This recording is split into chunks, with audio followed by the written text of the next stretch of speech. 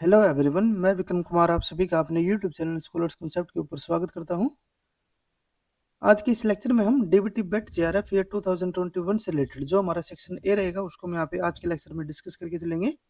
उसके अलावा जो हमारा ये 2022 और 2023 का रिलेटेड जो हमारा डीबीटी बेट जेआरएफ का एग्जाम था वो हमने ऑलरेडी अपने लेक्चर सीरीज के अंदर डिस्कस किया हुआ है। तो आज से हम यहाँ पे जो हमारा ये 2021 है उससे रिलेटेड हमारे जो सेक्शन रहेंगे उनको हम यहाँ पे आज के लेक्चर से स्टार्ट करेंगे, जिसके अंदर आज हमारे यहाँ पे है सेक्शन ए और उसके जो 50 क्वेश्चन होंगे वो हम आज के लेक्चर में यहाँ पे डिस्कस करते हैं। तो इससे रिलेटेड जो हमारा यहाँ पे फर्स्ट क्वेश्चन आता है सेक्शन ए के regarding, the time period of a simple pendulum will fill in the blanks approximately when it is shifted to a place when which has 1% higher gravity। अब यहाँ पे क्या है कि हमारा कोई एक सिंपल पेंडुलम है और उसकी जो यहाँ पे ग्रेविटी मतलब जो हमारा पेंडुलम है उसको हमने एक ऐसी जगह पे शिफ्ट किया है जिसकी जो ग्रेविटी है वो क्या है 1% हाइयर है। तो उसका जो टाइम पीरियड होगा उसके ऊपर क्या इफेक्ट आएगा वो हमें यहाँ पे बताना है। तो जो टाइम पीरियड है और जो ग्रेविटी है अगर हम यहाँ पे उसके लिए इक्वेशन की बात करें तो उसके लिए हमारा यहाँ पे फॉर्मूला रहेगा T is equal to 2 pi under root L by G. ठीक है, और ये जो जी है ना हमारा ये यहाँ पे किसको शो कर रहा है, ग्रेविटी को। ठीक है, तो ये हमारे यहाँ पे हो जाती है इक्वेशन फर्स्ट जो हमारी नॉर्मल कंडीशन थी। अब हमने यहाँ पे क्या किया कि हमारे यहाँ पे टी डैश आ जाता है। ये टी डैश क्या है, ये हमारा वो टाइम पीरियड होगा जब हमने ग्रेविटी को 1% इंक्रीज कर दिया। तो यहाँ पे क्या होता है, जैसे कि ये हमारे यहाँ पे 2 पाई रहेगा, इसके ऊपर तो कोई इफेक्ट यहाँ पे आने से रहा। ठीक है, तो ये हमारे यहाँ पे क्या हो जाएगा 2 pi under root L by G. अब यहाँ पे जो जी है ना वो हमारे यहाँ पे क्या हो चुका है 1% इंक्रीज हो चुका है। ठीक है, तो यानी कि नॉर्मल जी होगा और इसके अगर हम यहाँ पे 1% की बात करें तो इसके अंदर 1% क्या होगा इसका, ये हमारा हो जाएगा यहाँ पे 0.01 जी। ठीक है, तो इसका 1% हो गया तो ये हमारा यहाँ पे अब टोटल कितना हो जाता है 1.01 जी। ठीक है, यहाँ पे क्या हो गया ये 1 जी हो गया। अब नेक्स्ट उसके बाद यहाँ पे क्या होता है, ये हमारी यहाँ पे हो जाती है इक्वेशन नंबर सेकंड। ये क्या हो गया यहाँ पे इक्वेशन नंबर सेकंड हो जाती है। अब उसके बाद अगर यहाँ पे बात करते हैं जो हमारा ये अलग से जो चीज आई है ना 1.01। ठीक है, अगर हम यहाँ पे सिर्फ इसको कंसिडर करके चलते हैं तो यहाँ पे हमारा क्या हो जाता है ये T dash is equal to 2 pi under root L by G. तो हमारा यू का यू था। ठीक है, और यहाँ पे हमारा क्या हो जाता है 1, ये हमारा इसके अंडर रूट में है 1.01। ठीक है, अब उसके बाद अगर हम यहाँ पे इसको डिवाइड करते हैं इसके साथ तो ये हमारे यहाँ पे क्या हो जाता है 2 pi under root L by G था हमारे। ठीक है, और ये हमारे यहाँ पे हो जाता है मल्टीप्लाई 0.9901। ठीक है, और अगर हम यहाँ पे इसके अंडर रूट की बात करें तो यहाँ से अगर हम इसको अंडर रूट को हटाएंगे तो ये हमारे यहाँ पे आ जाता है, ये हमारे यहाँ पे था T dash is equal to, ये हमारे यहाँ पे 2 pi under root L by G. ठीक है, और अगर हम यहाँ पे इसके अंडर रूट को करते हैं तो ये हमारे यहाँ पे आ जाता है मल्टीप्लाई, अब ये इससे बाहर जा चुका है। ठीक है, ये आप पॉइंट को ध्यान में रखना है। तो ये हमारे यहाँ पे कितना आ जाएगा 0.995 आ चुका है। ठीक है, तो अगर हम यहाँ पे इक्वेशन फर्स्ट, ये हमारी इक्वेशन थर्ड कर देते हैं, इक्वेशन फर्स्ट और अगर हम यहाँ पे थर्ड को एक दूसरे के साथ अगर हम यहाँ पे डिवाइड करते हैं तो यहाँ पे हमारा क्या आ जाएगा, अगर हम यहाँ पे इसके साथ ये डिवाइड करें तो T dash is equal to, ये हमारा यहाँ पे यू का U 2 pi under root L by G, और यहाँ पे हमारा क्या हो जाएगा 0.995।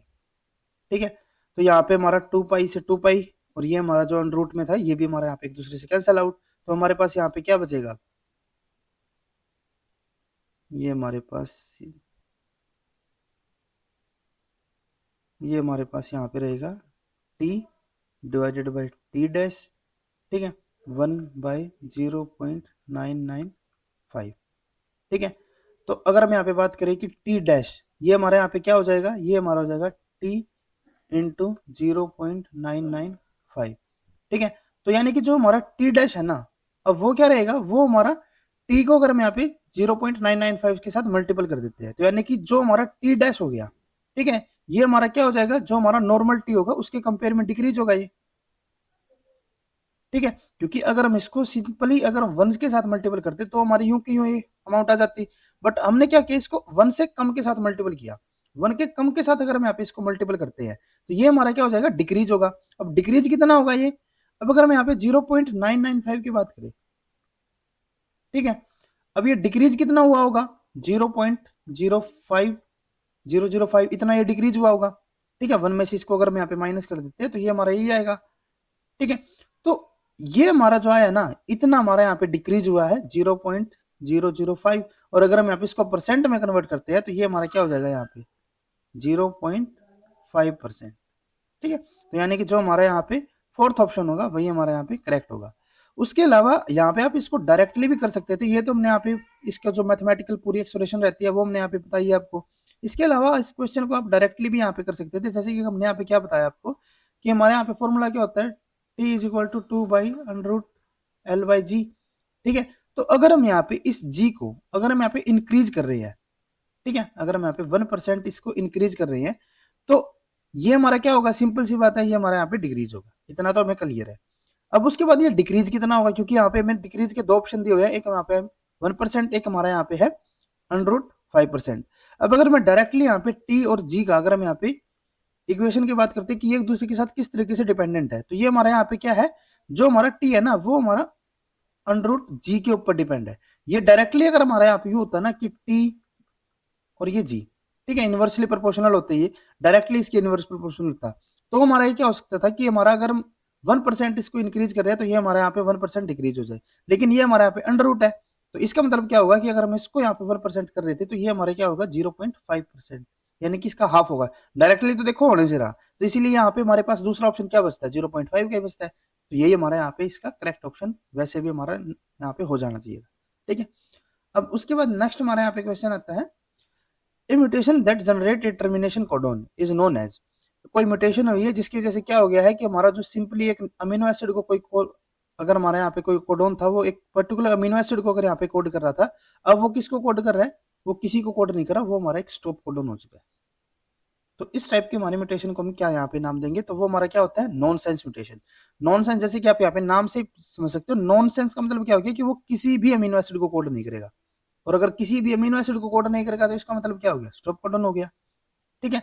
उसके अलावा जो हमारे यहाँ पे मिस सेंस होता है, मिस सेंस का मतलब क्या होगा कि हमारे यहाँ पे ए कोई पर्टिकुलर अमीनो एसिड था और वो हमारा क्या हो चुका है म्यूटेशन के थ्रू बी अमीनो एसिड में कन्वर्ट हो चुका है।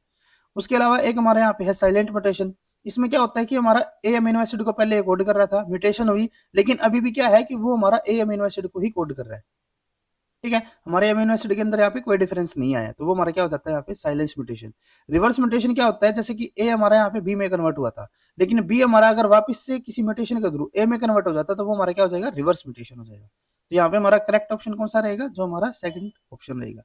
उसके बाद नेक्स्ट हमारे यहाँ पे क्वेश्चन आता है, which of the following is an achiral amino acid. Achiral amino acid के लिए हमें यहाँ पे पूछा गया, और एकायरल अमीनो एसिड क्या होता है, जिसके पास हमारा कोई भी एकायरल जिसके पास कोई भी अपना कायरल कार्बन ना हो। अब कायरल कार्बन क्या होता है, जैसे कि एक हमारा ये कार्बन हो गया और ये हमारा अगर दो कंडीशन यहाँ पे फुलफिल होनी चाहिए हमारी। फर्स्ट कंडीशन क्या है कि ये हमारा चार अलग अलग ग्रुप्स के साथ हमारे यहाँ पे अटैच होना चाहिए, पहली चीज तो चार, और दूसरी चीज कि ये चारों के चारों जो होने चाहिए ना वे हमारे एक दूसरे से डिफरेंट होने चाहिए। जैसे कि अगर हम यहाँ पे सपोज करके चलते हैं, यहाँ पे हमारा ए हो गया, यहाँ पे हमारा बी हो गया, यहाँ पे हमारा एक्स हो गया, यहाँ पे हमारा वाई हो गया, तो चारों के चारों ग्रुप्स एक दूसरे से डिफरेंट है, तो ये हमारा क्या हो जाएगा एक कायरल सेंटर हो जाता है। तो एकायरल अमीनो एसिड कौन सा होगा, जिसके पास कोई भी कायरल कार्बन ना हो, एक भी ना हो, ठीक है। तो वो हमें यहाँ पे सिलेक्ट करना है, तो यहाँ पे हमें ऑप्शन क्या दिए हुए है, सबसे पहले हमारे यहाँ पे है एलेनाइन।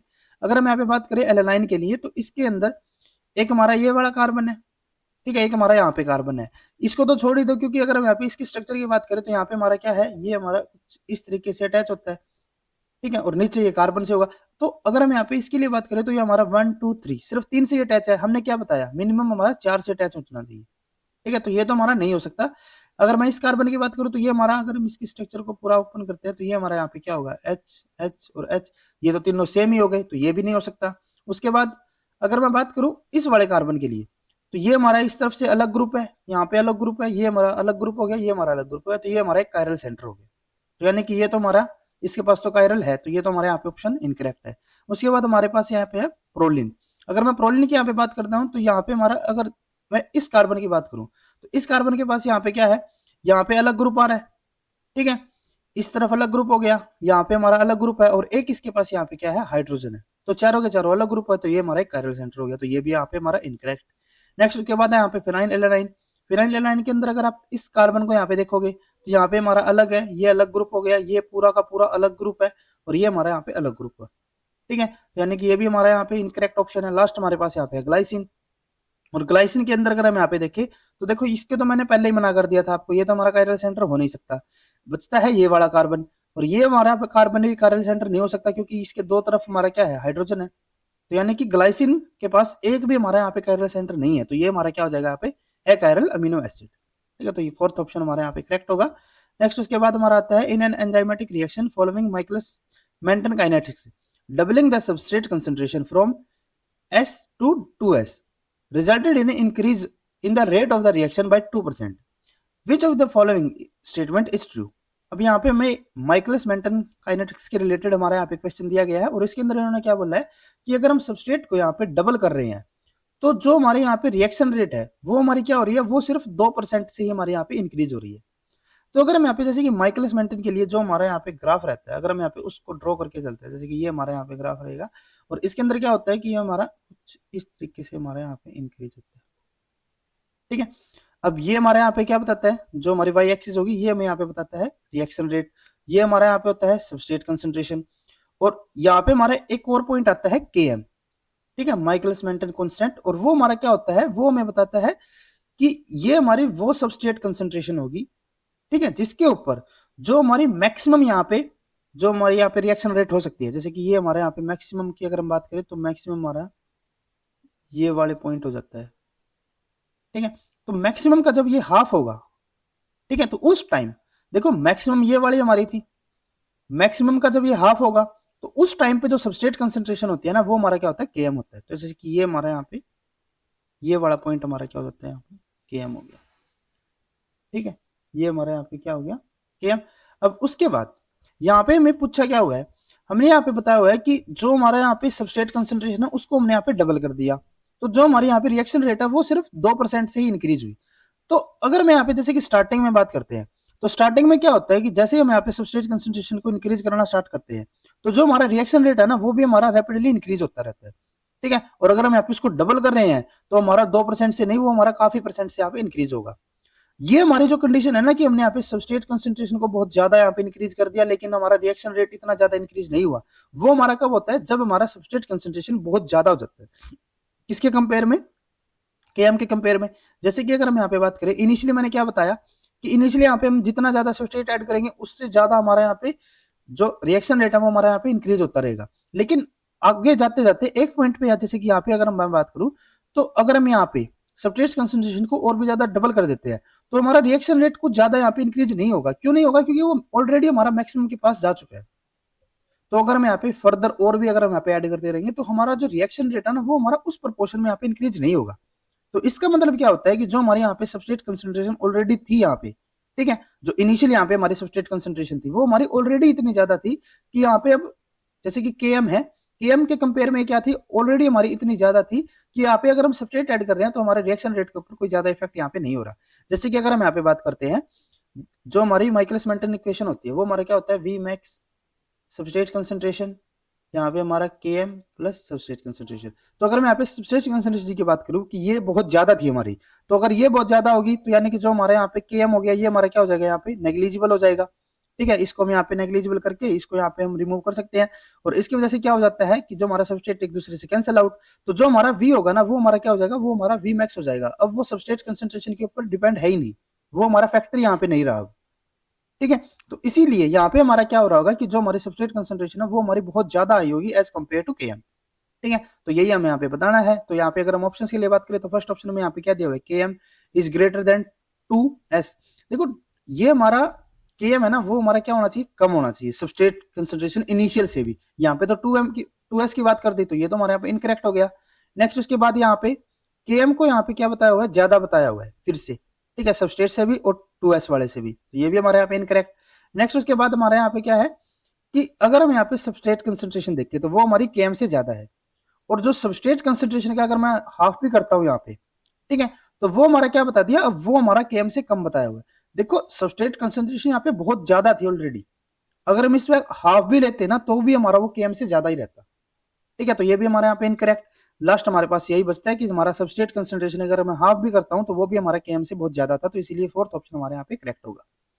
नेक्स्ट हमारे यहाँ पे क्वेश्चन आता है, if the row and the column wise sums in the figure below are the same for all rows and column then x plus y plus z. हमें यहाँ पे बताना है कि x plus y plus z का हमारे यहाँ पे क्या आंसर आएगा। तो यहाँ पे हमारे एक टेबल दी हुई है, फिगर दी हुई है यहाँ पे, और इसके लिए हमें क्या बताना है कि जो हमारे रोज और जो हमारे यहाँ पे कॉलम, उनका जो हमारे यहाँ पे सम है ना, वो हमारा एक दूसरे के इक्वल है। तो इसका मतलब क्या होता है कि अगर मैं जैसे कि लास्ट वाले इसकी बात करूं तो यहाँ पे हमारा क्या है 12 प्लस 5 प्लस 7 सॉरी 10, तो ये हमारा कितना हो गया 27। तो यानी कि हमारे जितने भी कॉलम होंगे, जितने भी हमारे यहाँ पे रोज होंगे, उनका सबका यहाँ पे सम कितना आएगा 27 आएगा।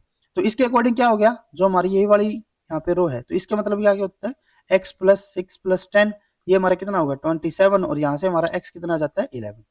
ठीक है, तो x हमारे यहाँ पे कितना हो गया 11 हो गया। अब अगर हमारे पास ये वाली वैल्यू 11 है, ठीक है, तो अगर मैं इस रो की यहाँ पे बात करता हूँ, ठीक है, तो इसके अंदर यहाँ पे हमारा क्या हो जाएगा 9 plus 11, 9 plus 11 plus z is equal to फिर से 27। तो जेड हमारे यहाँ पे क्या हो जाएगा 7 हो जाएगा, ये हमारा 20 उस तरफ जाके ये हमारा 7 रह जाएगा, तो जेड हमारे यहाँ पे 7।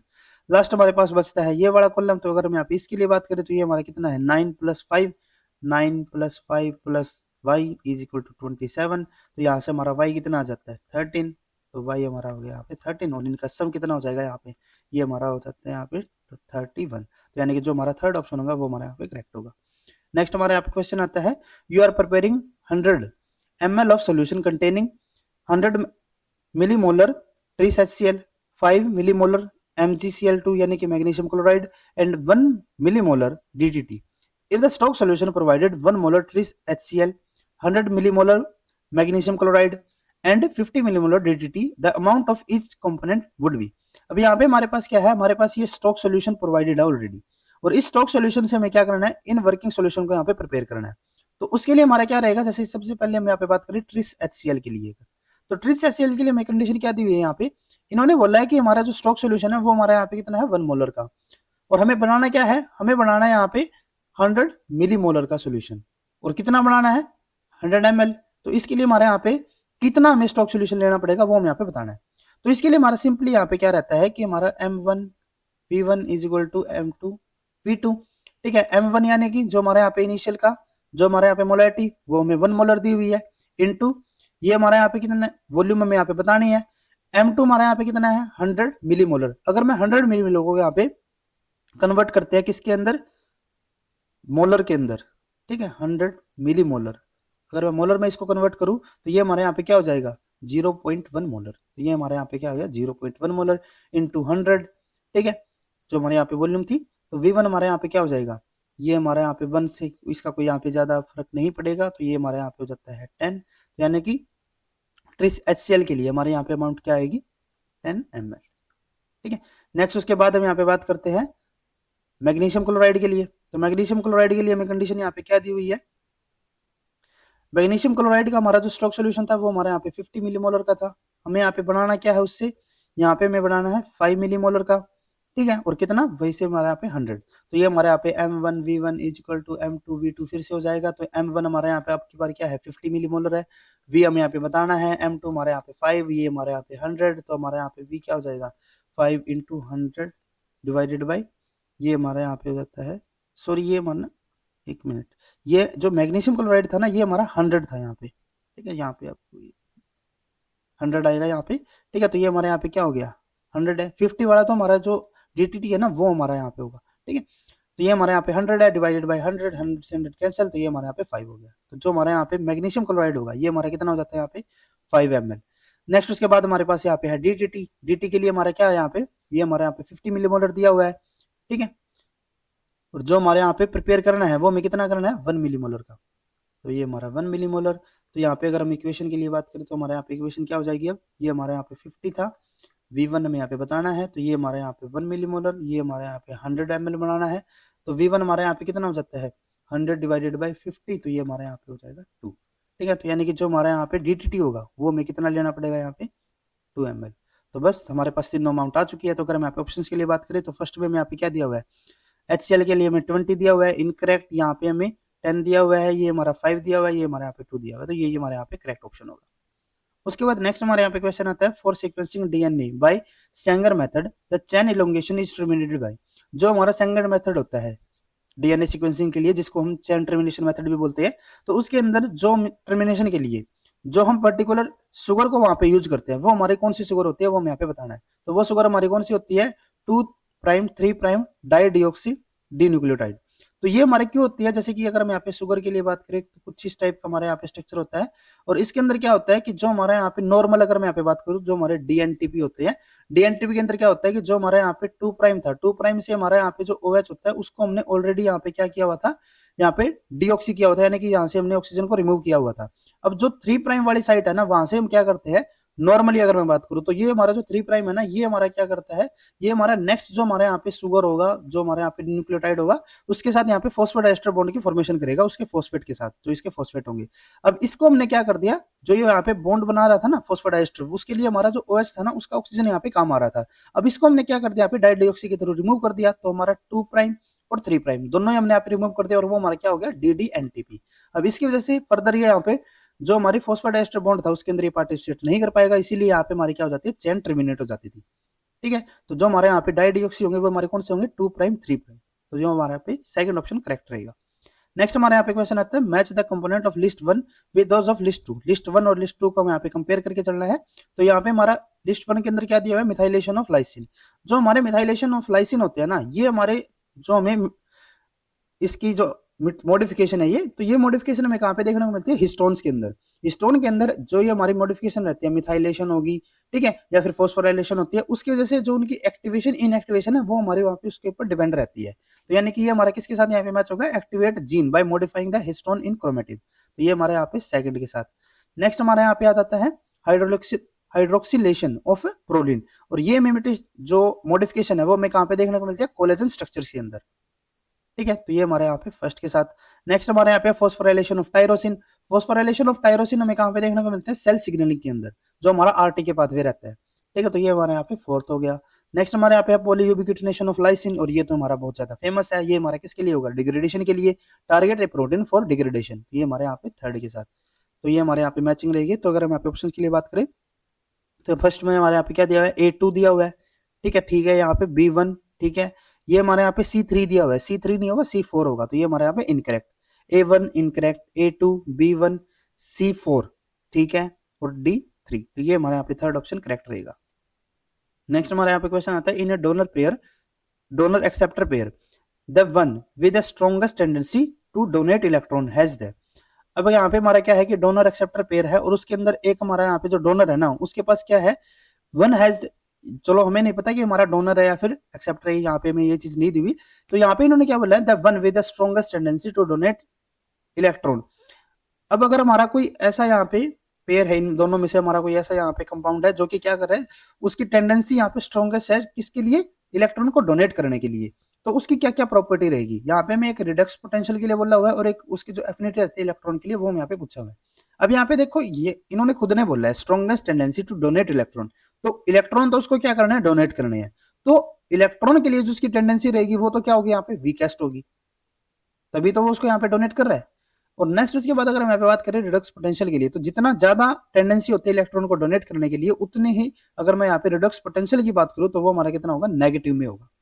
तो ये दोनों चीजें हमारे पास अवेलेबल है। तो अगर आप ऑप्शन के लिए बात करें, most negative Redux potential and strongest affinity for electron, ये तो ठीक है, मोस्ट नेगेटिव होगा यहाँ पे रिडक्स पोटेंशियल, लेकिन एफिनिटी उसकी स्ट्रॉन्गेस्ट नहीं होगी, वीकेस्ट होगी। तो ये हमारे यहाँ पे incorrect, most negative potential and the weakest affinity for the electron, तो सेकंड ऑप्शन हमारे यहाँ पे करेक्ट है। नेक्स्ट हमारे यहाँ पे क्वेश्चन आते हैं match the component of list 1 with the list 2 of with under physiological condition. Physiological condition के अंदर यहाँ पे हमें बताना है कि लिस्ट 1 और लिस्ट 2 का हमारे यहाँ पे करेक्टली मैचेस क्या रहेंगे। तो फर्स्ट हमारे यहाँ पे दिया हुआ है हमें ल्यूसिन।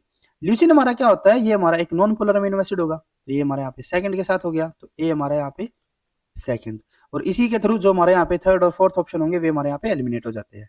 नेक्स्ट हमारे पास यहाँ पे है लाइसिन। लाइसिन हमारा क्या होता है, एक चार्ज अमीनो एसिड होगा, और अगर मैं चार्ज की भी यहाँ पे बात करूँ तो वो हमारा कौन सा होता है, बेसिक अमीनो एसिड। और बेसिक अमीनो एसिड का मतलब क्या होगा कि वो हमारा पॉजिटिवली चार्ज होगा।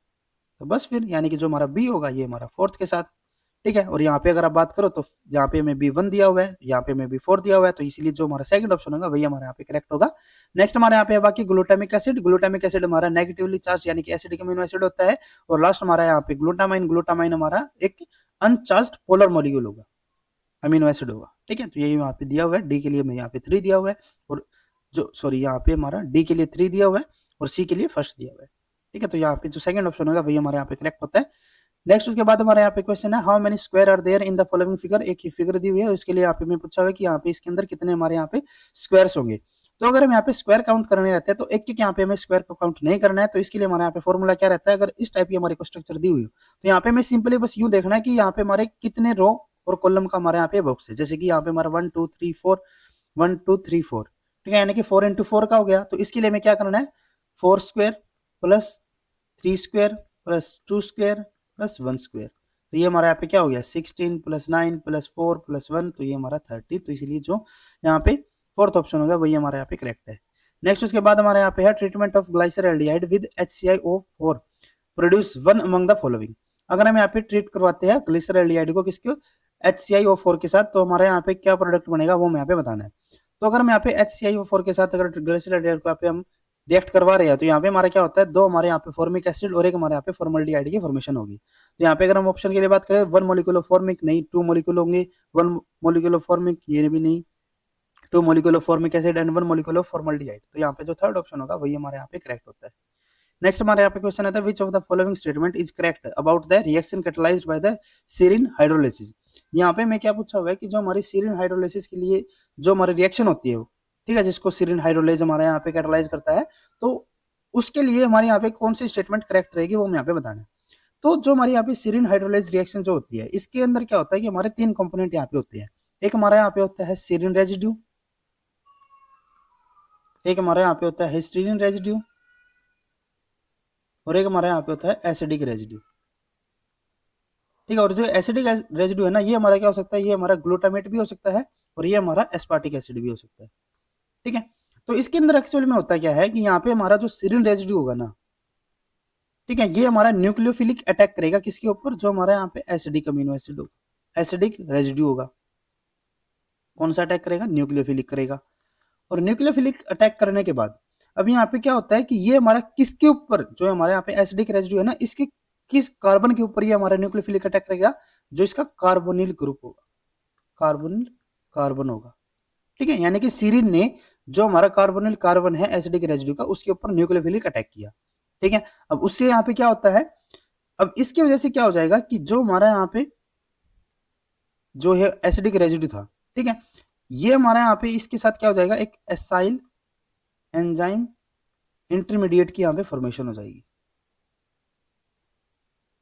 ठीक है, ये हमारे यहाँ पे एक इंटरमीडिएट बन गया। अब इससे क्या होता है कि यहाँ पे हमारा जो ये जो हमारे यहाँ पे फॉर्मेशन हो रही थी एसाइल एंजाइम इंटरमीडिएट की, यहाँ पे हमारा एक प्रोटॉन रिलीज होगा, और जो ये प्रोटॉन रिलीज होता है ना, ये हमारा कौन करवाता है, ये हमारा करवाएगा हिस्टीडीन रेजिड्यू। ठीक है, तो ये हमारे यहाँ पे रिएक्शन रहती है। तो अगर हम यहाँ पे बात करते हैं ऑप्शंस के लिए, तो फर्स्ट हमारे यहाँ पे हमें क्या ऑप्शन दिया हुआ है, in nucleophilic attack serine residue attack the carboxyl carbon, carboxyl carbon नहीं होगा, कार्बोनिल होगा, तो ये हमारे यहाँ पे incorrect. An aspartate residue abstract a proton from the histidine, तो ये हमारे यहाँ पे बिल्कुल करेक्ट होगा। ठीक है, जो हमारे यहाँ पे एस्पार्टेट होगा, ठीक है, वो क्या कर रहा है यहाँ पे, एब्स्ट्रैक्ट कर रहा है एक प्रोटॉन को, कहां से, हिस्टीडीन से। ठीक है, तो ये यहाँ पे रिलीज नहीं होगा, ये हमारे यहाँ पे इसको डोनेट करेगा। ठीक है, तो ये पॉइंट आपको ध्यान में रखना है, ये हमारा यहाँ पे डोनेट, इसको रिलीज नहीं कर रहा बल्कि क्या कर रहा है, इसको डोनेट कर रहा है। ठीक है, तो वो कौन करेगा, हिस्टीडीन रेजिड्यू करेगा, और उसको कौन एब्स्ट्रैक्ट करेगा, जो हमारे यहाँ पे एसिडिक रेजिड्यू होगा। ठीक है, तो यानी कि जो सेकंड ऑप्शन होगा वही हमारे यहाँ पे करेक्ट होता है। उसके बाद नेक्स्ट हमारे यहाँ पे आता है, the ratio of perimeter of a circle and square having the same area. अब यहाँ पे हमारे पास क्या है कि हमारे पास एक यहाँ पे स्क्वायर हो गया, एक हमारे पास यहाँ पे सर्कल है, इनका जो एरिया है वो एक दूसरे के इक्वल है। तो हमें यहाँ पे इनके जो पैरामीटर रहेगा, पैरामीटर के लिए जो यहाँ पे इनका रेशियो रहेगा वो हमें यहाँ पे बताना है। तो यहाँ पे अगर हम बात करें पहले स्क्वायर के लिए, तो स्क्वायर की साइड हमने यहाँ पे जैसे सपोज कर ली आर, तो इसका जो टोटल एरिया होगा वो हमारा क्या हो गया, एस स्क्वायर। जो इस हमारा यहाँ पे सर्कल है, सर्कल का जो हमारे यहाँ पे एरिया होता है वो हमारा क्या होता है, पाई आर स्क्वायर। ठीक है, और यहाँ से हमारे क्या हो जाता है कि जो हमारा एस होगा, इसकी अगर हम यहाँ पे बात करें तो ये हमारा क्या हो जाएगा, रूट पाई आर स्क्वायर। तो ये हमारा क्या हो गया, ये हमारे यहाँ पे आर स्क्वायर है, तो ये आर स्क्वायर से हमारा ये कैंसिल, तो यानी कि आर तो हमारे यहाँ पे बाहर आ गया, लेकिन जो हमारा पाई है वो भी अंदर रहेगा। ठीक है, तो एस हमारा ये आ जाता है। अब यहाँ पे मैं पूछा क्या हुआ था, हमें यहाँ पे पैरामीटर के लिए पूछा हुआ था कि इनकी हमारे यहाँ पे जो रेशो रहेगी वो हमारी क्या रहेगी। तो इन्होंने क्या पूछा है, ratio of parameter of circle. तो पहले में यहाँ पे सर्कल की बात करें तो सर्कल का जो हमारा यहाँ पे पैरामीटर होगा वो हमारा क्या होगा यहाँ पे 2πr। और अगर हम यहाँ पे बात करें जो हमारा स्क्वायर है इसका जो हमारे यहाँ पे पैरामीटर होता है वो हमारे यहाँ पे क्या हो जाएगा, पैरामीटर इसका होता है 4s। और s हमारे यहाँ पे क्या था 4s, और 4 इंटू एस हमारे यहाँ पे क्या था r 100π। ठीक है। अब उसके बाद जो हमारे यहाँ पे 2 है, 2 से जो हमारे यहाँ पे 4 है वो हमारे यहाँ पे 2 के साथ कैंसिल आउट, तो हमारे पास यहाँ पे 2 बचेगा। जो हमारा पाई है वो यहाँ पे हमारा पाई, तो ये चलो तो अंदर दिया हुआ है अभी, तो एक बार पहले आर को हम यहाँ पे कैंसिल आउट कर देते हैं। तो हमारे पास यहाँ पे बचता क्या है, इस तरफ तो सिर्फ हमारा यहाँ पे पाई बचा और यहाँ पे हमारा 2 अंडर पाई बचता है। तो पाई को हम क्या लिख सकते हैं, अंडर पाई इंटू अंडर पाई हम यहाँ पे लिख सकते हैं। ये हमारा यहाँ पे 2 अंडर पाई हो गया, अंडर पाई से अंडर पाई कैंसिल, तो यहाँ पे हमारा क्या हुआ, ये हमारा पाई है और यहाँ पे हमारा 2 है, तो रेशो हमारी क्या आ जाएगी अंडर पाई रेशो 2। तो इसीलिए जो सेकंड ऑप्शन होगा वही हमारे यहाँ पे करेक्ट होता है। नेक्स्ट हमारे यहाँ पे क्वेश्चन आता है, 4 coins are tossed simultaneously, you bet that it will come up as 2 head and 2 tails, but your friend says it will be either 3 heads and 1 tail or 1 head 3 tails in term of probability। अब यहाँ पे मैं क्या दिया हुआ है कि हमने हमारे पास एक कॉइन था और उसको हमने 4 बार यहाँ पे उछाड़ा, और उसको जब हमने यहाँ पे 4 बार उछाड़ा तो यहाँ पे हमारे पास दो कंडीशन है। एक तो जो मैं खुद हूं, मैं क्या कह रहा हूं कि जब यहाँ पे हमने इसको 4 बार उछाड़ा तो यहाँ पे हमारा क्या होगा कि 2 बार हेड आएगा और 2 बार हमारा यहाँ पे टेल आएगा। जबकि जो मेरा फ्रेंड है ना वो यहाँ पे क्या कह रहा है कि इसमें से या तो 3 बार हेड और 1 बार हमारा टेल आए, या फिर हमारा 1 बार हेड और 3 बार हमारे यहाँ पे टेल आए। ठीक है, तो किसकी प्रोबेबिलिटी यहाँ पे ज्यादा वो मैं यहाँ पे बताना है। तो अगर मैं यहाँ पे पहले मेरे वाली कंडीशन के लिए बात करता हूँ, तो हमारे पास यहाँ पे टोटल हमने कितनी बार इसको यहाँ पे कॉइन को उछाड़ा है, 4 बार। मैं यहाँ पे क्या कह रहा हूँ कि 2 बार हमारा हेड आना चाहिए, तो मैं इसको यहाँ पे फेवरेबल ले लेता हूँ, तो यहाँ पे हमारा 2, ये हमारा यहाँ पे 2। ठीक है। अब उसके बाद यहाँ पे हमारी प्रोबेबिलिटी यहाँ पे क्या रहेगी, जैसे कि अगर मैं यहाँ पे पर्टिकुलर जो हमारी फेवरेबल कंडीशन थी उसके लिए हमारे यहाँ पे क्या हो जाएगा 1/2। ठीक है, क्योंकि हेड की देखो प्रोबेबिलिटी क्या होती है किसी भी कंडीशन के अंदर 1/2 ही होगी। ठीक है, और इसके कितने केसेस थे यहाँ पे, 2 थे, तो ये हमारे यहाँ पे 2, ये हमारे यहाँ पे 1/2, यहाँ पे हमारा इसका स्क्वायर हो जाएगा। तो ये हमारे यहाँ पे क्या हो जाता है 4 इंटू 3 इंटू 2 इंटू 1, ये हमारे यहाँ पे 2 इंटू 1, ये हमारा 2 इंटू 1। ठीक है, ये हमारे यहाँ पे 1/4, ये हमारे यहाँ पे 1/4। ठीक है, मल्टीपल हो गया। तो ये हमारे यहाँ पे 2 वाला से 2 वाला कैंसिल, ये हमारे यहाँ पे 4 के साथ 4 वाला कैंसिल, तो हमारे पास यहाँ पे बचेगा क्या, यहाँ पे हमारे पास बच जाता है ये 3/8। ठीक है, देखो ये हमारा जो 2 था ना ये भी तो 2 है यहाँ पे, ये भी तो बच गया था ना, ये वाले से तो ये वाला कैंसिल हो गया, 4 से 4 कैंसिल हो गया, तो यहाँ पे हमारे पास ये बच गया 3, 2 एंड 4, तो ये हमारा क्या आ जाएगा 3/8। तो जो हमारे यहाँ पे कंडीशन आ रही है मेरे वाली प्रोबेबिलिटी के लिए, तो उसकी हमारी कंडीशन क्या आ रही है यहाँ पे 3/8। ठीक है, तो ये हमारा हो गया 3/8। नेक्स्ट हम यहाँ पे करते हैं हमारे फ्रेंड के लिए, तो फ्रेंड के लिए यहाँ पे क्या आएगा, तो ये हमारे यहाँ पे 4, फिर से ये हमारे यहाँ पे फेवरेबल कंडीशन हमने क्या ले ली, हेड वाली ले ली। ठीक है, ये हमारे यहाँ पे 1 हो जाएगा, ये हमारे यहाँ पे 1/2 कितने थे 3 थे, ये हमारे यहाँ पे 1/2 का 1 रह जाएगा। ठीक है, तो ये हमारे यहाँ पे क्या हो गया 4 इंटू 3 इंटू 2 इंटू 1, और नीचे हमारे यहाँ पे क्या हो जाएगा 3 इंटू 2 इंटू 1। ठीक है, और यहाँ पे हमारा फिर से 1, और ये हमारे यहाँ पे 1/8, ये हमारा 1/2, तो 3 वाला ये हमारी पूरी की पूरी यहाँ पे कैंसिल आउट। फिर उसके बाद ये हमारे यहाँ पे 2 आ जाएगा। ठीक है, 4 और 8, और ये हमारे यहाँ पे 1/4। ठीक है, ये हमारी पर्टिकुलर इस कंडीशन के लिए आई है। सिमिलर इसके लिए भी हमारा क्या रहेगा 1/2 रहेगा, तो ये हमारी टोटल प्रोबेबिलिटी क्या हो जाएगी 1/4 प्लस 1/4, ये हमारा 1/2 हो गया।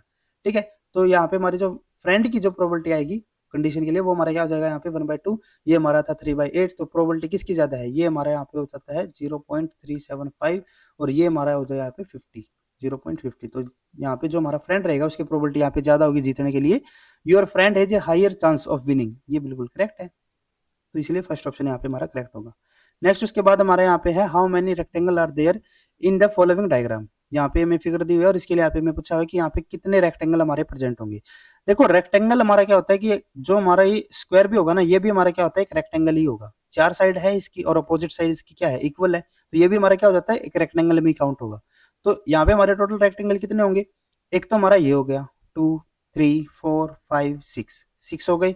नेक्स्ट उसके बाद अगर हम यहाँ पे 2 के कंपेयर में लेके चले जैसे कि 1, 2, 3, 4 एंड 5 प्लस 5, और उसके बाद और हमारे पास बचता है एक ये पूरा का पूरा। ठीक है, तो ये भी हमारा क्या हो जाएगा एक स्क्वायर, ये हमारा रेक्टेंगल होगा तो टोटल हमारे कितने हो गए 12, तो यहाँ पे हमारा जो फोर्थ ऑप्शन होगा वही हमारा करेक्ट होगा।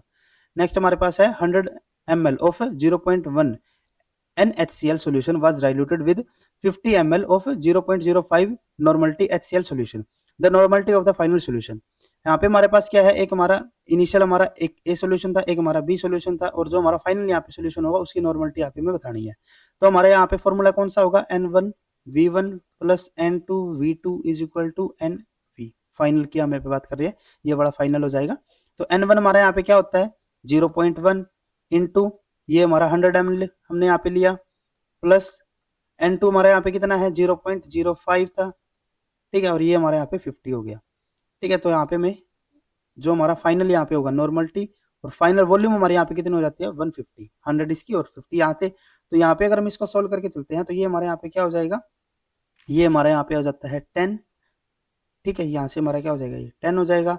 ये हमारा यहाँ पे हो जाता है 2.5, ठीक है, यहाँ पे हमारा है N 150, ठीक है। तो N हमारे यहाँ पे क्या हो जाएगा, अब ये हमारे यहाँ पे 12.5 डिवाइडेड बाई 150, और ये हमारे यहाँ पे अगर हम इसको सोल्व करके चलते हैं तो ये हमारा हो जाता है 0.083, ठीक है, यानी कि जो हमारे यहाँ पे सेकंड ऑप्शन होगा वही हमारे यहाँ पे करेक्ट होता है। नेक्स्ट हमारे यहाँ पे क्वेश्चन आता है match the component list 1 with list 2। List 1 और लिस्ट 2 को यहाँ पे हमें कंपेयर करना है। तो लिस्ट 1 हमारे यहाँ पे क्या होता है, ए हमारे यहाँ पे दिया हुआ है हमें आइसोमराइजेशन। आइसोमराइजेशन के अंदर क्या होता है कि जो हमारे एटम्स होते हैं उनकी खाली रीअरेंजमेंट होती है, कोई हमारा वहां से रिमूव नहीं होगा, कोई हमारा फर्दर ऐड नहीं होगा। तो यानी कि जो हमारे यहाँ पे फोर्थ होगा वो इसके साथ करेक्ट है, rearrangement of atom to form isomer. तो ये हमारे यहाँ पे फोर्थ के साथ हो गया। उसकी वजह से जो हमारे यहाँ पे फर्स्ट ऑप्शन है वो हमारे यहाँ पे एलिमिनेट हो जाता है। नेक्स्ट उसके बाद हमारे यहाँ पे है रिडॉक्स रिएक्शन। रिडॉक्स रिएक्शन के अंदर क्या होता है कि जो हमारे इलेक्ट्रॉन्स है उनका लेन देन चलेगा, electron transfer from one species to another. तो ये हमारे यहाँ पे बी सेकंड के साथ, तो जो हमारे यहाँ पे फोर्थ ऑप्शन होगा वो भी हमारे यहाँ पे एलिमिनेट हो गया। नेक्स्ट उसके बाद हमारे यहाँ पे है ग्रुप ट्रांसफर। देखिए ग्रुप ट्रांसफर नाम से ही हमें पता चल रहा है कि ग्रुप्स का क्या होगा, जो फंक्शनल ग्रुप्स होंगे उनका एक कंपाउंड से एक मॉलिक्यूल से हमारा दूसरे मॉलिक्यूल के ऊपर ट्रांसफर होना है। तो यानी कि जो हमारे यहाँ पे फर्स्ट होगा वो इसके साथ यहाँ पे हमारा करेक्टली मैच हो जाता है, ठीक है। तो यानी कि जो हमारे यहाँ पे सी होगा ये हमारे यहाँ पे किसके साथ हो जाएगा, फर्स्ट के साथ। नेक्स्ट हमारे यहाँ पे है हाइड्रोलाइसिस। हाइड्रोलाइसिस के अंदर हमारा क्या होता है कि यहाँ पे हमारा cleavage of bond by the addition of water, water का यहाँ पे एडिशन होगा, ठीक है। तो यानी कि हमारे यहाँ पे किसके साथ हो जाता है, थर्ड के साथ, ठीक है। तो ये हमारे यहाँ पे करेक्टली मैच होंगे। और इसके अकॉर्डिंग जो हमारा सी था, हमारे पास दो ही ऑप्शन बचते थे ना, सी हमारा यहाँ पे फर्स्ट के साथ होना चाहिए था, यहाँ पे मैं थर्ड के साथ दिया हुआ, तो ये भी हमारा एलिमिनेट, तो सेकंड ऑप्शन हमारे यहाँ पे करेक्ट होगा, D3 हो जाएगा, ठीक है। नेक्स्ट उसके बाद हमारे यहाँ पे क्वेश्चन है which of the following can not be used for differential gene expression analysis. जो हमारे डिफरेंशियल जीन एक्सप्रेशन होती है, डिफरेंशियल जीन एक्सप्रेशन क्या होता है कि हमारे जो जीनोम है उसके अंदर हमारे कौन से आरएनए की हमारी सिंथेसिस हो रही है, कौन से की हमारे यहाँ पे सिंथेसिस नहीं हो रही है, तो उसकी जो यहाँ पे कंपेरेबल स्टडी रहती है, ठीक है, उसको हम यहाँ पे क्या कहते हैं, डिफरेंशियल जीन एक्सप्रेशन। तो उसके लिए हम यहाँ पे कौन सी टेक्निक को यहाँ पे हम यूज नहीं करेंगे वो हम यहाँ पे बताना है। तो जो EST डाटा एनालिसिस होती है इसको हम यहाँ पे यूज करते हैं, माइक्रो एरो को भी हम यूज करते हैं, mRNA सीक्वेंसिंग को तो बिल्कुल यूज करेंगे क्योंकि यही तो हमारा RNA के लिए काउंट बताएगा हमें। और लास्ट हमारे यहाँ पे है whole genome sequencing data analysis, तो ये हमारे यहाँ पे इसके लिए यूज नहीं होगा, तो इसलिए फोर्थ ऑप्शन हमारे यहाँ पे करेक्ट रहेगा। नेक्स्ट हमारे यहाँ पे क्वेश्चन आता है if the codon of for translation of mRNA to protein were 4 letter long instead of 3, what would be the maximum number of hypothetical amino acid that could uniquely be recognized by the tRNA assuming only one codon as the stop codon। यहाँ पे क्या हो रहा है कि जो हमारे normal codon थे, नॉर्मल कोडोन के अंदर क्या होता है कि हमारे वो ट्रिप्लिकेट में होते हैं, यानी कि यहाँ पे हमारा ट्राई न्यूक्लियोटाइड होता है, ठीक है। अब की बार इन्होंने क्या कर दिया कि ये हमारा टेट्रा न्यूक्लियोटाइड कर दिया, 4 हमारे यहाँ पे न्यूक्लियोटाइड है, और इसकी वजह से जो हमारे यहाँ पे maximum number of amino acid हमारे यहाँ पे हो सकते हैं जिसको टीआरएनए हमारे यहाँ पे रिकॉग्नाइज करेगा वो हमें यहाँ पे बताना है। साथ में यहाँ पे क्या है कि हमारा सिर्फ एक ही यहाँ पे स्टॉप कोडोन है, तो अगर हमारे पास यहाँ पे 4 अगर हमारे यहाँ पे टेट्रा न्यूक्लियोटाइड होता है तो इसकी यहाँ पे प्रोबेबिलिटी हमारी क्या होती है 1/4, यानी कि इसकी जगह हमारे क्या हो सकते हैं यहाँ पे 4 हमारे यहाँ पे अलग अलग कोई भी अमीनो एसिड हो सकता है, सॉरी न्यूक्लियोटाइड हो सकता है, ए भी हो सकता है, टी भी हो सकता है, सी भी हो सकता है, जी भी हो सकता है। तो ये हमारे यहाँ पे क्या हो जाएगा 4, ये भी 4, ये भी 4, ये भी 4, इनको हमें मल्टीपल करना है, ठीक है। तो ये हमारे यहाँ पे क्या हो जाता है 16, ये हमारा 16, 16 × 16 हमारा यहाँ पे जाएगा 256, और एक हमारे यहाँ पे स्टॉप कोडोन था तो एक को हमने माइनस किया, तो ये हमारे यहाँ पे क्या हो जाएगा 255, तो इसीलिए हमारे यहाँ पे सेकंड ऑप्शन करेक्ट रहेगा। नेक्स्ट हमारे यहाँ पे क्वेश्चन आता है the missing number in the diagram is. ये हमारे यहाँ पे एक डायग्राम दिया हुआ है और इसके लिए यहाँ पे हमें मिसिंग नंबर बताना है कि ये हमारा मिसिंग नंबर यहाँ पे क्या आएगा। तो अगर हम यहाँ पे इसको पैटर्न को यहाँ पे एनालाइज करते हैं तो इसके अंदर हमारा क्या है, ये हमारा यहाँ पे 5 और 11 हो गया। 11 हमारा कब आ सकता है, जब इसको हम डबल करके यहाँ पे, ठीक है, 5 × 2 + 1 कर दे, तो ये हमारा 11 हो जाएगा। और अगर मैं इसी पैटर्न को यहाँ पे अप्लाई करते हैं तो यहाँ पे भी हमारा वही है 11 इंटू 2 प्लस 1, फिर से हमारा यहाँ पे ये इसका डबल प्लस 1, ये इसका डबल प्लस 1, तो ये भी क्या होगा इसका डबल 95 का डबल। ठीक है, ये हमारा क्या हो गया 180 हो गया, सॉरी 190 हो जाएगा, 190 और प्लस 1 ये हमारा क्या हो गया 191। अब देखो यहाँ पे 191 तो आ सकता है, लेकिन ये भी तो हमारा यूं हो सकता है ना कि ये जो हमारा 5 आया हो ये भी किसी नंबर के डबल करने से और उसके अंदर ऐड करने से आया हो। जैसे कि यहाँ पे हमारा x नंबर हो, ठीक है, और उसको हमने डबल किया और उसमें हमने एक ऐड किया और उससे हमारा 5 आया हो, तो यहाँ से हमारा क्या आएगा 2x is equal to 5 minus 1 और x हमारे यहाँ पे क्या हो जाएगा 4/2, तो ये हमारा 2 हो सकता है। तो हो सकता है कि यहाँ पे हमारा 2 भी हो, ठीक है, 2 के डबल करने से 4 और प्लस 1 5 हो जाएगा। तो यानी कि हमारे यहाँ पे 191 भी हो सकता है और यहाँ पे हमारा 2 भी हो सकता है, दोनों ही हमारे पास यहाँ पे प्रोबेबिलिटी बचती है। तो इसीलिए जो हमारे यहाँ पे फोर्थ ऑप्शन होगा एदर 2 और 191, ये हमारे यहाँ पे करेक्ट ऑप्शन रहेगा। नेक्स्ट हमारे यहाँ पे क्वेश्चन आता है बेटा lactam ring is present in, ये हमारे यहाँ पे बेटा लैक्टेम जो हमारी रिंग है ये हमने यहाँ पे शो किया है, और ये हमारे किसके अंदर प्रेजेंट होती है, ये हमारी एंटीबायोटिक्स जो होते हैं, जैसे कि हमारा पेनिसिलिन हो गया, ठीक है, उसके अलावा जो सिफेलोस्पोरिन होता है, ठीक है, उसके अलावा जो सिफेलोमाइसिन होता है, उसके अलावा जो मोनो बेल्टेम्स जो हमारे यहाँ पे होते हैं उनके अंदर ये हमें देखने को मिलता है, ठीक है। तो इसीलिए यहाँ पे हमारा जो फर्स्ट ऑप्शन होगा वही हमारे यहाँ पे करेक्ट होगा, पेनिसिलिन हमें यहाँ पे दिया हुआ है। नेक्स्ट उसके बाद हमारे यहाँ पे क्वेश्चन आता है which of the following amino acid has the strongest tendency to disrupt alpha helices and beta strands, कौन सा हमारा अमीनो एसिड है जो हमारा यहाँ पे हाईएस्ट टेंडेंसी रखेगा किसको डिस्टर्ब करने के लिए, अल्फा हेलिसिस और बीटा स्ट्रैंड्स के लिए। तो इसका मतलब क्या होगा, हमें उस अमीनो एसिड को यहाँ पे सिलेक्ट करना है जिसकी सबसे कम टेंडेंसी होती है अल्फा हेलिसिस, और या फिर वो अमीनो एसिड में सिलेक्ट करना है जो कि हमें अल्फा हेलिसिस और बीटा स्ट्रैंड्स के अंदर सबसे कम देखने को मिलता है, और वो हमारा कौन सा होता है, फेमस है हमारा प्रोलिन। और प्रोलिन क्यों होता है, क्योंकि ये हमारा क्या करेगा, ये हमारा जो स्ट्रक्चर होती है जो हमारी अल्फा हेलिकल स्ट्रक्चर होगी उसकी फॉर्मेशन को वहां पे इनहिबिट करता है, ठीक है। तो इसीलिए जो हमारे यहाँ पे फोर्थ ऑप्शन होगा वही हमारे यहाँ पे करेक्ट होगा। जो हमारा प्रोलिन होता है ना ये हमें कहाँ पे देखने को मिलता है, जो हमारे बैंड्स होते हैं, जो लूप्स होंगे ना, ठीक है, बैंड्स या फिर टर्न्स बोल सकते हैं, ठीक है, उनके अंदर हमें मेजरली देखने को मिलेगा, जो नॉर्मल स्ट्रक्चर होगी वहां पे वो नहीं देखने को मिलेगा। उसके बाद नेक्स्ट हमारे यहाँ पे क्वेश्चन आता है which of the following is not a collagen fibre, collagen fibre के लिए हमारे यहाँ पे हमें बताना है कि कौन सा हमारा करेक्टरिस्टिक्स नहीं होगा। तो फर्स्ट ऑप्शन हमारे यहाँ पे क्या है, each of the strand is independently stable due to presence of hydrogen bond.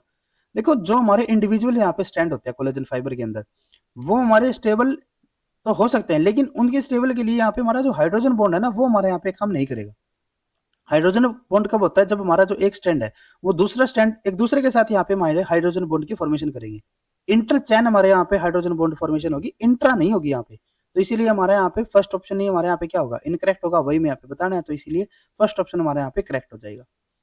बाकी हमारे यहाँ पे ऑप्शन है it is a fibrous protein with alpha helical coiled coil structure, ये ठीक है हमारे यहाँ पे। It is the main component of skin bones and tendons and tip, ये भी करेक्ट है। The core of the triple strand helix is populated with the glycine residue, ये भी हमारा बिल्कुल करेक्ट है। तो तीनों ऑप्शन हमारे यहाँ पे बाकी करेक्ट है, फर्स्ट ऑप्शन इनकरेक्ट था और इसीलिए यही हमें यहाँ पे सिलेक्ट करना था, तो फर्स्ट ऑप्शन हमारे यहाँ पे करेक्ट ऑप्शन रहेगा, स्टेटमेंट नहीं है, वो हमारा करेक्ट ऑप्शन है। नेक्स्ट उसके बाद है यहाँ पे if 3 orange and 2 apple cost 100 while 2 orange and 3 apple cost 120 how much will 6 orange and 2 apple cost। यहाँ पे हमारे पास क्या दिया हुआ है कि अगर हम यहाँ पे सपोज करके चलते हैं कि एक ऑरेंज का हमारे यहाँ पे कॉस्ट है x और जो एप्पल है उसका कॉस्ट यहाँ पे है y। अब यहाँ पे मैं क्या दिया हुआ है कि 3 ऑरेंज यानी कि 3x प्लस 2y, इसकी टोटल कॉस्ट कितनी है 100, और जो हमारे यहाँ पे 2 ऑरेंज और 3 एप्पल इनकी कॉस्ट यहाँ पे कितनी है 120। तो यहाँ पे हमें 6 ऑरेंज 6x और 2 एप्पल 2y की यहाँ पे हमें बताना है कि इनकी कॉस्ट क्या रहेगी। तो इसके लिए हमारे क्या करना है कि जो हमारे यहाँ पे इक्वेशन 1 हो गई ये हमारी इक्वेशन 2 हो गई। अब इसके अंदर हम किसी एक चीज को जैसे कि x या फिर y को हम यहाँ पे एक दूसरे के इक्वल लेके चलेंगे। तो इक्वल करने के लिए क्या करते हैं, जैसे कि हम यहाँ पे x को इक्वल कर रहे हैं तो इसको हमने कर दिया यहाँ पे 2 के साथ मल्टीपल, ये हमारा 6 हो जाएगा, और इसको हम यहाँ पे 3 के साथ मल्टीपल तो ये भी हमारा 6 हो जाएगा। जैसे कि ये हमारे यहाँ पे क्या हो जाएगा 6x plus 4y is equal to 200। तो ये हमारे यहाँ पे क्या हो जाएगा नीचे, अगर हम इसको पूरी इक्वेशन को 3 के साथ मल्टीपल कर देते हैं तो 6x plus 9y is equal to 360। इसको बस यहाँ पे माइनस कर देते हैं, माइनस करने से क्या हो जाएगा ये हमारा कैंसल आउट, ये हमारे यहाँ पे माइनस 9y, ये हमारे यहाँ पे माइनस 160, माइनस से माइनस कैंसल आउट तो y इज इक्वल टू हमारे यहाँ पे 32। तो y की हमारी वैल्यू क्या हो जाती है यहाँ पे 32 आ गई। अब इसी वैल्यू को हम यहाँ पे इक्वेशन 1 के अंदर पुट कर देते हैं, तो 3x plus 2y is equal to 100। ठीक है, तो y हमारे यहाँ पे कितना था, 32 था, तो 3x प्लस यहाँ पे अगर हम y की वैल्यू रखते हैं तो 2 इंटू 32, तो ये हमारा कितना हो जाएगा, 64 हो जाएगा। 64 इज इक्वल टू 100, तो 3x is equal to 100 minus 64 and x is equal to 36 divided by 3, तो ये हमारा यहाँ पे हो जाता है 12। ठीक है, तो बस हमें यहाँ पे ये मिल चुकी है। तो यहाँ पे मैं बताना क्या था, यहाँ पे मैं बताना था 6x प्लस 2y, 6x यानी कि 6 इंटू 12। ठीक है, और ये हमारा यहाँ पे 2 इंटू 32। ठीक है, तो ये हमारे यहाँ पे क्या हो गया, 72 प्लस 64, और ये हमारे यहाँ पे हो जाता है 136, यानी कि जो हमारे यहाँ पे सेकंड ऑप्शन होगा वही हमारे यहाँ पे करेक्ट होता है। नेक्स्ट हमारे यहाँ पे क्वेश्चन आता है, match the component of list 1 with the list 2। List 1 और लिस्ट 2 को फिर से हमें यहाँ पे मैच करके चलना है। तो यहाँ पे मैं क्या दिया हुआ है, न्यूट्रोफिल। जो हमारे न्यूट्रोफिल होते हैं ना, ये हमारे क्या करते हैं, ये हमारे जो बैक्टीरिया जो आउटसाइड से हमारे आएंगे या फिर जो फैगोसाइटोसिस होता है उसके अंदर हमारे ये पे हेल्प करेंगे। तो यानी कि जो हमारा ए होगा ये हमारा किसके साथ हो गया, सेकंड के साथ। जो प्लेटलेट्स होते हैं ये हमारे क्या करते हैं, प्लेटलेट्स हमारी जो ब्लड कोटिंग होगी वहां पे हमारे हेल्प करेंगे। तो बी हमारे यहाँ पे फोर्थ के साथ। और अगर हम यहाँ पे इसी के अकॉर्डिंग चले तो जो हमारे यहाँ पे लास्ट हमारे जो यहाँ पे ऑप्शन है, ठीक है, सी और डी, ये हमारे यहाँ पे एलिमिनेट हो जाते हैं।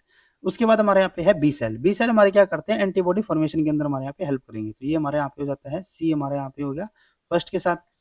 तो ये हमारे यहाँ पे 1 हो गया। नेक्स्ट हमारे यहाँ पे है टी सेल, और टी सेल हमारे क्या करते हैं, किल वायरस इन्फेक्टेड सेल्स। तो ये यहाँ पे ये हमारा हो जाता है 3 के साथ। ठीक है, तो ये हमारे यहाँ पे C1 दिया हुआ है, ये हमारे यहाँ पे 3 दिया हुआ है। ठीक है, तो यानी कि यही हमारे यहाँ पे करेक्ट ऑप्शन रहेगा। नेक्स्ट उसके बाद हमारे यहाँ पे आता है, Sachin average run score jumped from 50 to 51 when he scored 151 in his last match. How many matches has Sachin played in the total? यहाँ पे क्या है कि कोई सचिन है और सचिन क्या है कि उसकी जो एवरेज है, ठीक है, वो कितनी हो जाती है, 50 से 150 हो जाती है। एवरेज क्या होता है कि उसने जितने भी यहाँ पे टोटल रन बनाए हैं, total match run by match. ठीक है, तो उसकी जो एवरेज है ना वो क्या हो गई, 50 टू 51 हमारे यहाँ पे पहुंच गई।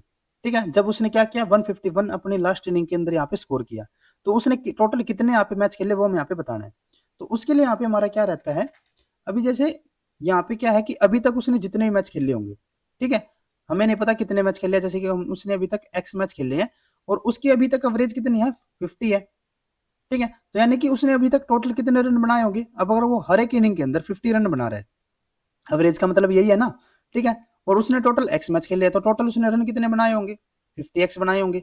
तो अब क्या हो गया कि उसने एक और मैच खेला, x+1 हो गया, और उसकी एवरेज क्या होगी, 51 हो गई। तो अब उसके टोटल रन कितने हो जाते हैं, 51 एंड x+1। ठीक है, तो ये हमारे यहाँ पे क्या हो गया, 51x+51। ठीक है, और ये हमारी जो एवरेज आई है ये हमारी कब आई थी, जैसे कि पहले उसने कितने रन बनाए थे, 50x बनाए थे। अब उसने कितने बनाए हैं, 51x+51। ये उसने कब बनाए हैं, जब 50 जो उसके इनिशियल रन थे, ठीक है, उसके अंदर हमने 151 को और ऐड किया। तो ये हमारी यहाँ पे इक्वेशन हो जाती है। तो 50 plus 50x plus 151 is equal to 51x+51। ठीक है, तो ये हमारे यहाँ पे क्या हो जाएगा, x वाली को हम एक तरफ कर देते हैं, तो ये हमारे यहाँ पे 51x माइनस 50x, और यहाँ पे हमारा क्या हो जाएगा 151 माइनस 51, तो ये हमारे यहाँ पे 100, यहाँ पे हमारा 1x, तो x हमारे यहाँ पे क्या हो गया 100। तो यानी कि पहले उसने कितने मैच खेले थे, 100, और एक और मैच उसने और खेला, तो यानी कि 151 उसके टोटल मैचेस होंगे। तो यहाँ पे थर्ड ऑप्शन हमारा करेक्ट हो जाएगा। उसके बाद नेक्स्ट हमारे यहाँ पे क्वेश्चन आता है, breeding of heterozygous and homozygous dominant genotype resulted in 5 offspring. What is the probability that exactly 4 offspring will have genotype homozygous dominant? अब यहाँ पे क्या है कि हमने यहाँ पे एक heterozygous है, एक हमारे पास यहाँ पे homozygous dominant है, और इसको हमने क्या किया, यहाँ पे इनकी यहाँ पे अगर हम क्रॉसिंग करवाते हैं तो यहाँ पे हमारे टोटल 5 ऑफस्प्रिंग्स में यहाँ पे ऑब्टेन हुए। उन 5 में से हमें बताना है कि एग्जैक्टली कि हमारे यहाँ पे जो ऑफस्प्रिंग्स है ना उनमें से एग्जैक्टली 4 ऑफस्प्रिंग्स के पास हमारा क्या हो, हमारे पास ये वाला जीनोटाइप होना चाहिए। तो अगर हम यहाँ पे इनकी क्रॉसिंग करवाते हैं तो हमारे पास यहाँ पे क्या क्या प्रोबेबिलिटी रहती है, क्या क्या हमारे यहाँ पे ऑफस्प्रिंग के जीनोटाइप हो सकते हैं। या तो हमारा ये वाला है, क्योंकि यहाँ से हमारे दो देखो एलील आ सकते हैं, एक हमारे यहाँ पे ये हो सकता है डोमिनेंट, एक हमारे यहाँ पे रिसेसिव वाला, और यहाँ से तो हमारा देखो एक ही आएगा डोमिनेंट वाला ही। तो यहाँ पे हमारा क्या क्या हो सकता है कि या तो हमारे यहाँ पे ये वाला जीनोटाइप हो या फिर हमारा ये वाला जीनोटाइप हो। तो यानी कि इसकी भी 1/2 प्रोबेबिलिटी, इसकी भी 1/2 प्रोबेबिलिटी। ठीक है, तो यहाँ पे मैं बताना क्या था कि हमारे एग्जैक्टली 4 के कितने हो, ये वाला जीनोटाइप हमारा हो, और इसकी प्रोबेबिलिटी कितनी थी, 1/2। 2 थी। तो इसी के अकॉर्डिंग अगर यहाँ पे बाइनोमियल जो इक्वेशन होती है अगर हम यहाँ पे उसी को अप्लाई करें तो टोटल हमारे यहाँ पे कितने हैं ऑफस्प्रिंग्स 5 है। फेवरेबल जो हमारे यहाँ पे फेवरेबल कितने हैं 4 हो जाएंगे और अनफेवरेबल कितने होंगे 1 हो गए। फेवरेबल की प्रोबेबिलिटी कितनी है 1/2, अनफेवरेबल की भी कितनी है 1/2। बस फिर बाइनोमियल इक्वेशन के अंदर इसको पुट कर देते हैं तो 5 ये हमारे यहाँ पे 4 ये हमारे यहाँ पे 1 हो जाएगा इंटू 1/2 जो हमारे यहाँ पे फेवरेबल है और उसके नंबर यहाँ पे 4 और 1/2 ये यहाँ पे हमारा 1। बस फिर इस इक्वेशन के अंदर यहाँ पे हमारी इसको सोल्व करना है तो ये हमारे यहाँ पे क्या हो गया 5 इंटू 4 इंटू 3 इंटू 2 इंटू 1 यहाँ पे हमारा 4 into 2 into 3 into 1 sorry 4 into 3 into 2 into 1 into 1 ये हमारा कैंसिल आउट ये हमारे यहाँ पे क्या हो जाता है मल्टीप्लाई भी होगा सॉरी आगे ये हमारे यहाँ पे क्या हो जाएगा 1/16 ये हमारे यहाँ पे 1/2 तो ये हमारे यहाँ पे क्या हो गया सिंपली 5/32। तो यहाँ पे हमारा जो फोर्थ ऑप्शन होगा वही हमारे यहाँ पे करेक्ट होना चाहिए लेकिन जो हमारी यहाँ पे आंसर की दी हुई थी उसके अंदर हमारा 1/32 में यहाँ पे करेक्ट दिया हुआ था। देखो 1/32 हमारा कब करेक्ट हो सकता है जब यहाँ पे हमारा यूं दिया हो कि जो हमारा ये 4 ऑप्शंस है ना वो हमारे एक एग्जैक्ट ऑर्डर के अंदर हो। जैसे कि हमारा फर्स्ट यहाँ पे क्या होना चाहिए यही वाला जीनोटाइप होना चाहिए, सेकंड भी यही होना चाहिए, थर्ड भी यही, फोर्थ भी यही, फिफ्थ हमारा कैसा भी हो सकता है।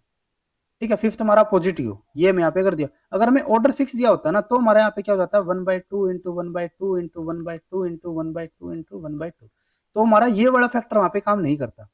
ठीक है तो ये हमारा कितना हो जाता है 1/32 लेकिन यहाँ पे हमें ऑर्डर नहीं दिया हुआ तो ये हमारा मेरी वजह से ये जो हमारे यहाँ पे ऑप्शन दिया हुआ है उन्होंने डीबीटी आंसर की के अंदर तो मेरे हिसाब से ये यहाँ पे इनकरेक्ट होगा। हमारा जो करेक्ट यहाँ पे होना चाहिए वो हमारा 5/32 हमारे यहाँ पे करेक्ट होना चाहिए।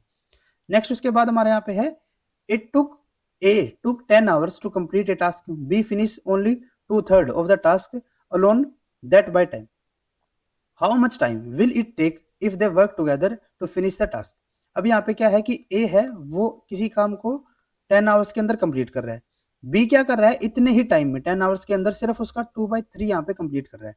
तो इसका मतलब क्या होगा जैसे सपोज करके चलते हैं कि टोटल एक हमारा X काम है ठीक है और जो हमारा यहाँ पे 10 डेज के अंदर ठीक है इस काम का 2/3 हमारा बी कर रहा है।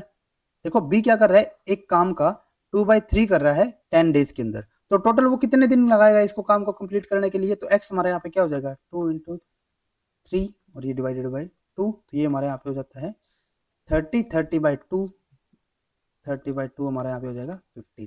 ठीक है यानी कि जो हमारा बी है वो टोटल कितने दिन ले रहा है इस काम को कंप्लीट करने के लिए ये हमारे यहाँ पे हो जाता है 15 बी हमारा यहाँ पे हो जाएगा 15।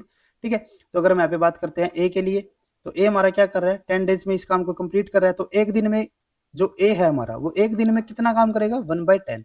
सिमिलरली बी हमारा एक दिन में कितना काम करेगा 1/15। तो ए और बी अगर हम यहाँ पे मिलके काम करते हैं तो वो उस काम को कितने दिन के अंदर कंप्लीट कर लेंगे वो मैं यहाँ पे बताना। तो वो हमारा क्या हो जाएगा ए प्लस बी की अगर हम यहाँ पे बात करें तो 1/10 प्लस 1/15। ठीक है तो ये हमारे यहाँ पे 30 यहाँ पे इनका एलसीएम आ जाएगा और एलसीएम से हमारे यहाँ पे क्या हो जाता है ये हमारे यहाँ पे 3 + 2 तो ये हमारे यहाँ पे 5/30 तो ये हमारा 1/6। तो एक दिन के अंदर ये कितना कर रहे हैं 1/6 यहाँ पे अगर काम कर रहे हैं तो 6 डेज के अंदर ये इस काम को कंप्लीट कर देंगे। तो यानी कि हमारे यहाँ पे आंसर क्या आएगा सॉरी 6 आवर्स के अंदर तो यहाँ पे हमारा सेकंड ऑप्शन होगा वही हमारे यहाँ पे करेक्ट होता है। तो आज के लेक्चर में बस इतना ही। जो हमारे बाकी इसके रिमेनिंग क्वेश्चन है वो भी हम जल्दी अपने लेक्चर सीरीज के अंदर अपलोड कर देंगे। तो अगर आपको ये वीडियो हमारी यूजफुल लगी हो तो please like and share this video और CSIR लाइफ साइंस डीबीटी बेट और गेट लाइफ साइंस रिलेटेड इसी तरीके के इंपॉर्टेंट कॉन्सेप्ट्स करने के लिए please subscribe to our YouTube channel Scholars Concepts. Thank you.